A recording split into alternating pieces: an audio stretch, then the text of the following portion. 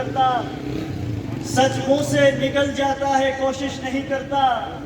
گرتی ہوئی دیوار کا ہمدرد ہوں لیکن چڑھتے ہوئے سورج کی پرستش نہیں کرتا، ماتھے کے پسینے کی مہک آئے نہ جس سے وہ لہو میری رگوں میں گردش نہیں کرتا، اور لڑا کرتا ہوں دریا میں اتر کر لہروں سے،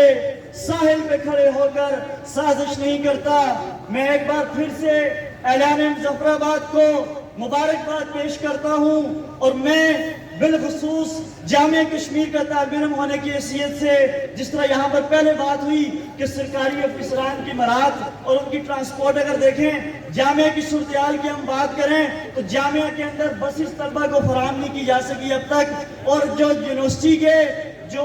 رجسٹرار یا اوپر اعلیٰ افسران ہیں، ان کے علاوہ جو چھوٹے درجے کے ملازم ہیں، یہاں سے بس 76 کلاس جاتی ہے، ایک سیٹ کے اوپر ایک بندہ بیٹھتا ہے، لیکن جب طلبہ کی باری آتی ہے تو ہم خواتین